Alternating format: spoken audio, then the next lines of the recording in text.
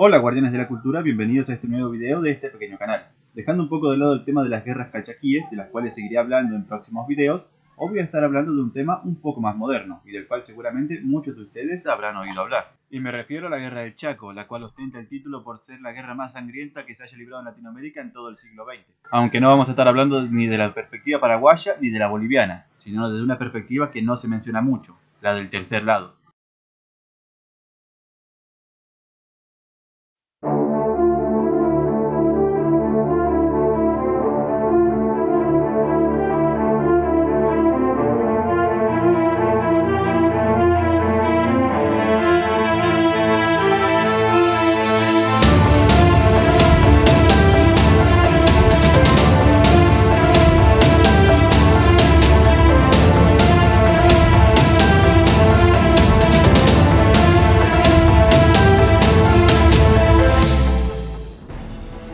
Como seguro ya saben, este conflicto enfrentó al Estado Plurinacional de Bolivia con la República de Paraguay por el control del Chaco Boreal. Un inhóspito terreno que se caracteriza por sus extensas llanuras pobladas de vegetación, con pocos accidentes naturales y casi ningún cuerpo de agua, con unas condiciones climáticas que rotan entre extensas sequías en la temporada seca e interminables aguaceros que provocan grandes inundaciones en la temporada de lluvia. Estas condiciones hostiles provocaron que ninguno de los dos estados reclamara soberanía de forma activa en el territorio, lo que le permitió a las comunidades originarias vivir de forma tranquila y relativamente autónoma. Esta situación cambió a principios del siglo XX cuando se extendió el rumor de que la zona era rica en yacimientos petrolíferos, llevando a que ambos estados reclamaran más activamente el territorio, lo que empezó a estresar a las comunidades, ya que tanto paraguayos como bolivianos empezaron a levantar fortines y aumentar su presencia militar en la zona. Paraguay, que aún se estaba recuperando de los devastadores efectos de haber perdido la guerra de la Triple Alianza 50 años atrás, realizó reclamos más pasivos, a través de la fundación de colonias menonitas, con la excusa de llevar a cabo la evangelización de los pueblos locales.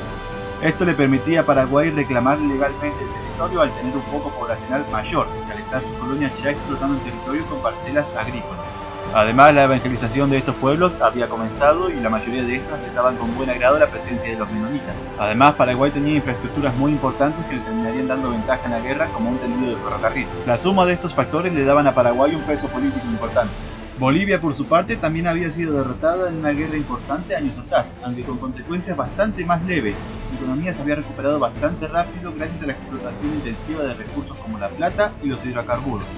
a tal punto de que en esas fechas se encontraba modernizando su ejército, el cual se estimaba 3 veces mayor al paraguayo. Eso, sumado a la introducción de armamento moderno importado de Europa, lo cual incluía hasta tanques y aviones, hacía casi imposible para Paraguay vencerlo en una pelea convencional. Esta situación dio al gobierno boliviano la confianza suficiente como para volver agresiva a sus reclamaciones, empezando a tomar por la fuerza los fortines paraguayos, lo que desató la guerra entre ambos países por el control del territorio.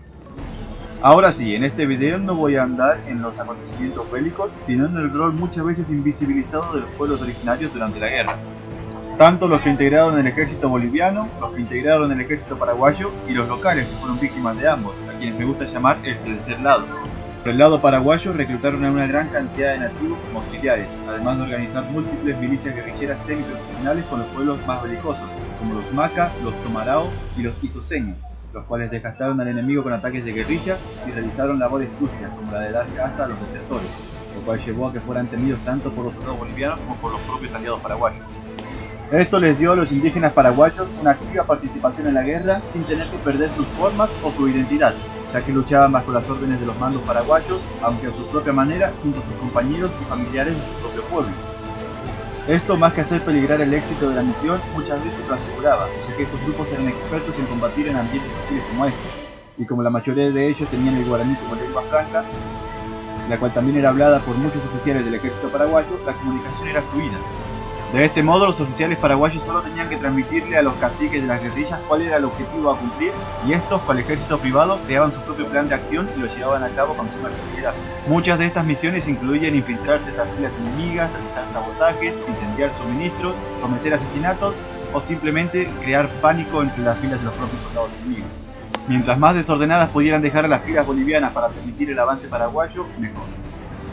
En el lado boliviano la cosa era diferente, ya que el grueso de las tropas en teatro de operaciones eran indígenas, debido a que en ese país el reclutamiento de indígenas para operaciones militares ya era parte de la cultura militar. De hecho, en Bolivia existía un servicio militar especial y obligatorio para las comunidades originarias, lo que servía para nacionalizarlas, pero que podía tener problemas de comunicación, ya que estos soldados muchas veces hablaban un idioma diferente al de sus oficiales superiores. Esto producto del clasismo del que era víctima Bolivia en esa época, ya que los soldados sabían comunicarse entre ellos por medio de lenguas francas como el quechua o la aymara, cosa que los oficiales superiores se negaban a hacer, ya que el clasismo que afectaba al país en esa época consideraba las lenguas originarias como inferiores. Esto provocó graves problemas de comunicación en el frente, que resultaron ser catastróficos durante las batallas, sin mencionar que la mayoría de soldados que Bolivia puso en el frente eran de comunidades altoserranas, las cuales tenían un excelente desempeño militar, pero nunca habían combatido en un lugar como este. De hecho, muchos de ellos ni siquiera habían bajado de la sierra hasta este momento. Volteando a ver a los pueblos del tercer lado, los avances de cualquiera de los dos ejércitos no habría sido posible sin ellos, ya que ambos estados los necesitaban. Los militares de ambos bandos trabajaban con ellos para explorar el lugar e instalar los fortines. Cuando buscaban un terreno óptimo para la instalación de un fortín o una población, lo primero que buscaban era la presencia indígena, ya que donde hay indígenas siempre están las mejores condiciones para vivir. En los poblados indígenas hay agua, recursos, tierra fértil, elevaciones naturales, y lo que muchas veces era incluso más importante, mujeres.